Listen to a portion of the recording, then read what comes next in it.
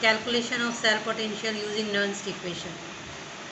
We can find cell potential by using Nernst equation. Suppose we have a cell.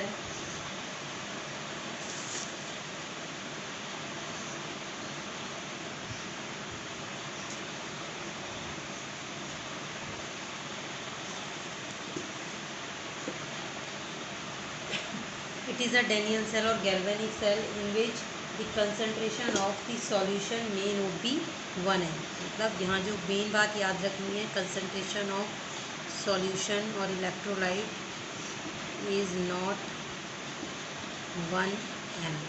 हमने यहाँ पर जो solution लिया है कंसनट्रेशन की वो 1 m नहीं है. एंड सेकेंड थिंग जो आपको यहाँ ध्यान रखनी है, the number value of n is equal for half cell. जो यहाँ दोनों हाफ सेल हैं, ऑक्सीडेशन कौन कौन से हाफ सेल हैं? Oxidation half cell and another is reduction half cell. Reduction half cell. इन दोनों के लिए जो n की वैल्यू है, और लास्ट वीडियो में मैंने बताया है n क्या है, नंबर ऑफ इलेक्ट्रॉन जो एक्सचेंज हुए है ना, नंबर ऑफ इलेक्ट्रॉन सेम है. आप देखो अब यहाँ इस सेल को अगर आप ध्यान से देखोगे तो जिंक से जिंक +2 में कन्वर्ट हो रहा है. यानी कौन कौन सी दो रिएक्शन हो रही हैं? Zinc is converting into zinc +2 electron. And another reduction half में जो रिएक्शन हो रही है Cu+2 इलेक्ट्रॉन ये गेन कर रहा है और Cu रिड्यूस होकर कॉपर में कन्वर्ट हो रहा है. तो ये दो रिएक्शंस यहाँ पर हुई हैं. ठीक है, दो हाफ सेल रिएक्शंस यहाँ आप देख रहे हो. तो इलेक्ट्रोड पोटेंशियल, ये जब दोनों हाफ सेल कंबाइंड हुई तो ये बना आपका टू इलेक्ट्रोकेमिकल सेल है ना. The electrode potential for the two electrode can be calculated by using Nernst equation. अब अगर हमने लास्ट वीडियो में देखा था नर्न्स इक्वेशन से हम कैसे इलेक्ट्रोड पोटेंशियल निकाल सकते हैं. तो पहले हमें इस हाफ सेल के लिए इलेक्ट्रोड पोटेंशियल निकालना पड़ेगा by using Nernst equation, then this one. तो सबसे पहले electrode potential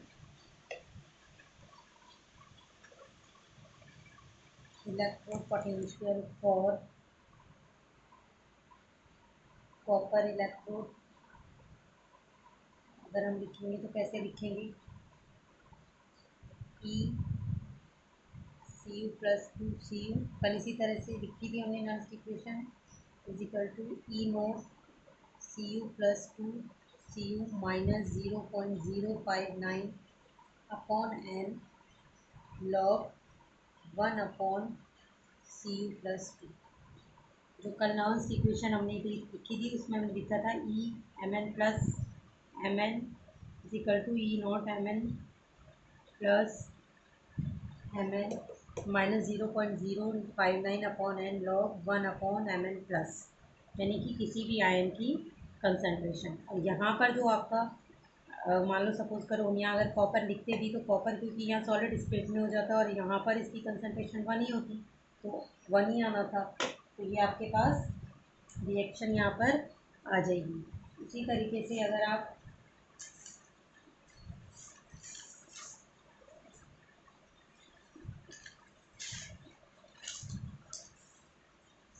second electrode potential लिखेंगे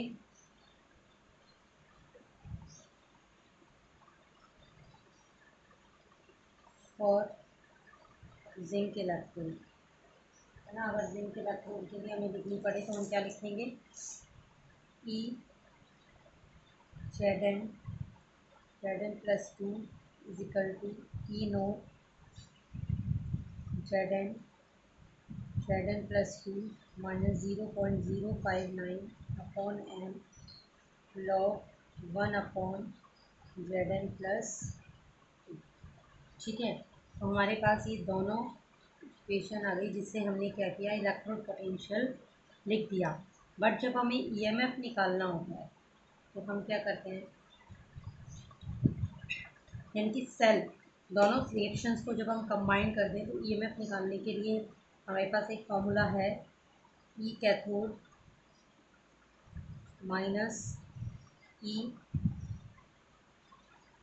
एनोड, है ना।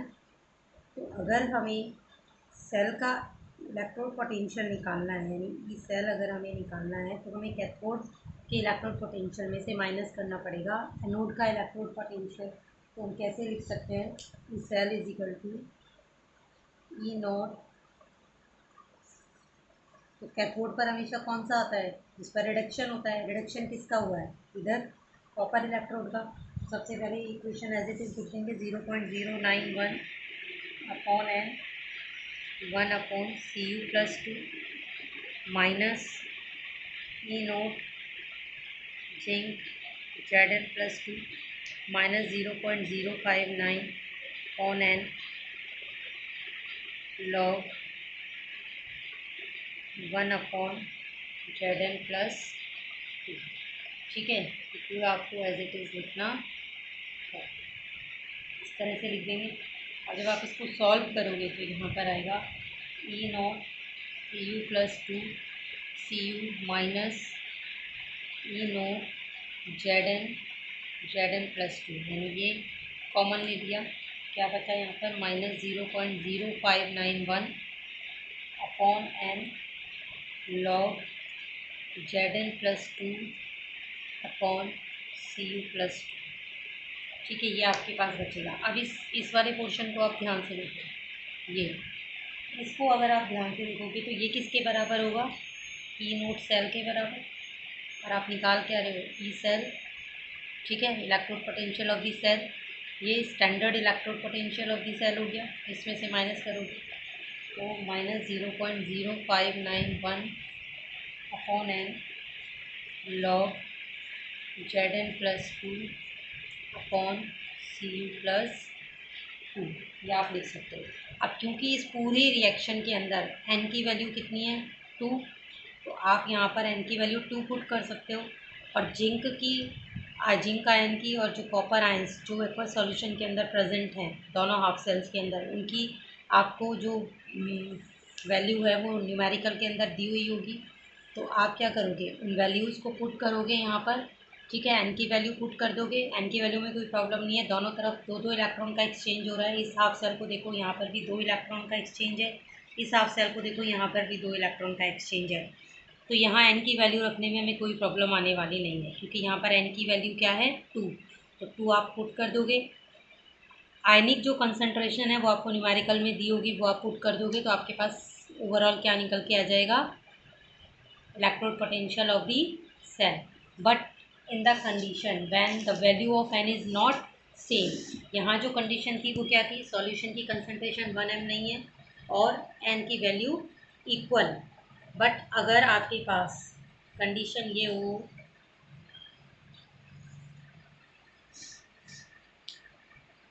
फर्स्ट कंडीशन अगर आपके पास यही हो कि concentration of solution is not 1m, ठीक है, तभी नर्स इक्वेशन अप्लाई होगी।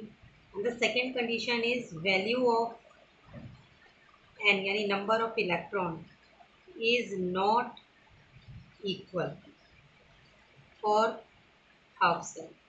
जो एक इलेक्ट्रोकेमिकल सेल के अंदर 2 हाफ सेल आप काम में ले रहे हो, उनके अंदर अगर एन की वैल्यू सेम नहीं है तो फिर उस कंडीशन में हमें क्या करना है ना।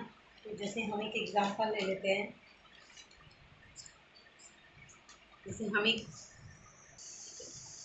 तो हाफ सेल अगर एन की वैल्यू इक्वल नहीं हो तो उस समय हम क्या करेंगे, तो हम इसे एक एग्जांपल से समझ सकते हैं। जैसे हमारे पास एक रिएक्शन लिखी हुई है CuS सॉलिड स्टेट में plus twice Ag plus aqueous solution, it gives Cu plus 2 aqueous solution plus twice Ag, यानी ये ओवरऑल रिएक्शन है। अब आपका सबसे पहला काम होगा इसमें दोनों हाफ सेल्स को फाइंड आउट करना, तो find out the half cell. तो आपके पास यहाँ पर वही 2 हाफ सेल होंगे, अगेन ऑक्सीडेशन हाफ सेल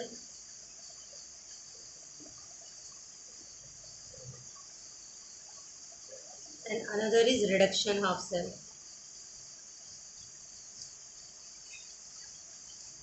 ठीक है, ऑक्सीडेशन हाफ सेल कौन सा है, ध्यान से देखो, कॉपर प्लस 2 में कन्वर्ट हो रहा है, यानी यहाँ पर क्या हो रहा है, ऑक्सीडेशन। तो आप क्या लिखोगे, Cu Cu+2 इलेक्ट्रॉन। इधर देखो कितने इलेक्ट्रॉन का एक्सचेंज हुआ है, 2 इलेक्ट्रॉन का एक्सचेंज हुआ है ना। रिडक्शन हाफ सेल जो है उसमें देखो Ag+ से Ag0 में कन्वर्ट हो रहा है, यानी कि जब ऑक्सीडेशन नंबर डिक्रीज हो रहा है तो वो किस में कन्वर्ट हो रहा है, आपका Ag में रिडक्शन हो रहा है। लेकिन अब आप देखो यहाँ इलेक्ट्रॉन का नंबर यानी n की वैल्यू 2 है और यहाँ पर n की वैल्यू 1 है और यहाँ n की वैल्यू कितनी है 2। लेकिन जब हम इक्वेशन यूज़ करते हैं तो वहाँ n एक बार ही आता है ना नॉन्स्ट इक्वेशन में। तो अब हम n 2 रखें या 1 रखें, तो इसके लिए हमें क्या करना पड़ेगा, इसको n की वैल्यू को हमें सेम करना पड़ेगा, है ना। तो यहाँ एक और एक्स्ट्रा स्टेप होगा in which we have to equalize the value of n। So how can we do this? We have to multiply this equation, है ना। We have to multiply this by 2। ठीक है, तो क्या आ जाएगा, twice Ag+ 2 electron it gives twice Ag। ठीक है, तो अब ये रिएक्शन बिल्कुल जो आपने ऊपर लिखी है इन दोनों को कंबाइन करोगे तो ये पूरी एक इलेक्ट्रोकेमिकल रिएक्शन आपके सामने बनकर तैयार हो जाएगी। अब जो अगला स्टेप होगा वो बिल्कुल सेम जैसे आपने इस सेल इलेक्ट्रोकेमिकल सेल के लिए इलेक्ट्रोड पोटेंशियल फाइंड आउट किया था, बिल्कुल सेम वैसे ही होगा। सबसे पहले वही करना पड़ेगा आपको, electrode potential for copper electrode निकाल लो। तो कॉपर इलेक्ट्रोड के लिए जब आप निकालोगे तो Cu+2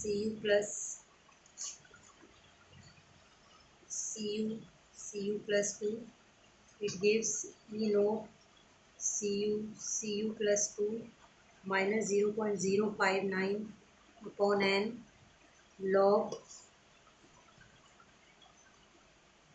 1 upon Cu+2। हम यहाँ Cu इसलिए नहीं लिख रहे हैं क्योंकि हम मानकर चल रहे हैं कि सॉलिड स्टेट में ये जो कंसंट्रेशन है वो 1 हो जानी है आगे जाकर, है ना। और इसी तरह से दूसरी अगर इलेक्ट्रोड पोटेंशियल हमें निकालना है और Ag इलेक्ट्रोड सिल्वर इलेक्ट्रोड, तो भी सेम हमें करना है कि Ag+ is equal to E0 Ag+ minus 0.059 upon n। अब यहाँ आप ध्यान दो लॉग, यहाँ पर हमें क्या करना है, इस रिएक्शन को देखो आप ध्यान से।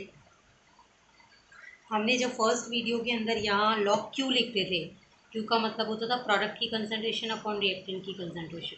तो यहाँ पर अब यहाँ हमें जो लिखना पड़ेगा, यहाँ प्रोडक्ट क्या बन रहा है Ag, तो हमें ऐसे लिखना पड़ेगा Ag का स्क्वायर। यहाँ अब हम इसको इग्नोर कर दो तो, लेकिन केवल समझने के लिए हमें यहाँ ये लिखना पड़ेगा क्योंकि कंसंट्रेशन अब भी ये सॉलिड स्टेट में तो 1 ही रहेगी, 1 का स्क्वायर हो चाहे 1 का क्यूब हो, रहना वो 1 ही है।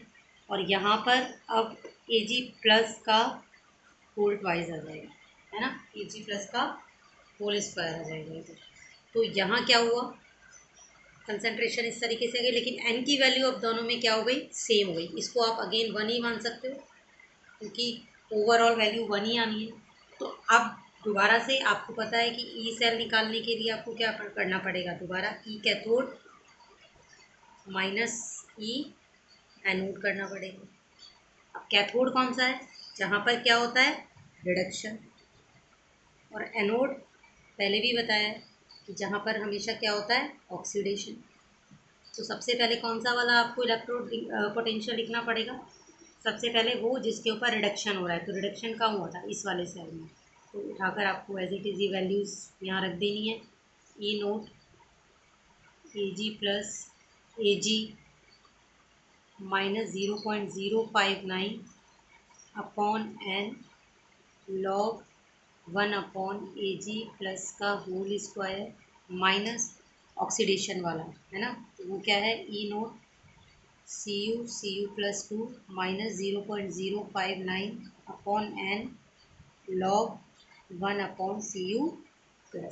जब आप इसको पूरे को सॉल्व करोगे तो पूरा सॉल्व करने के बाद आपके पास टोटल जो ई सेल आएगा वो क्या आएगा, E cell is equal to E0 cell, same ये और ये कॉमन है, साथ में लोगे तो वो E0 सेल के बराबर होगा minus 0.059 upon N log C U plus two upon A G plus two का होल स्क्वायर। ये रिएक्शन आपके पास निकल कर इक्वेशन आपके पास निकल कर आई।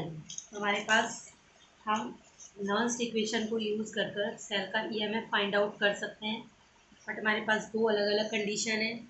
एक तो ये है अगर एन की वैल्यू सेम हो and if the value of n is not same. अगर वैल्यू एन की सेम है तब तो सिंपल आप कर ही रहे हो, लेकिन अगर सेम नहीं है तो वो आपको सेम करनी है ना। तब तो कोई दिक्कत वाली बात ही नहीं है अगर सेम है, लेकिन अगर सेम नहीं है तो पहले आप उसको सेम करोगे और देन आप आगे प्रोसीड करोगे in a same way as in the previous case. ठीक है।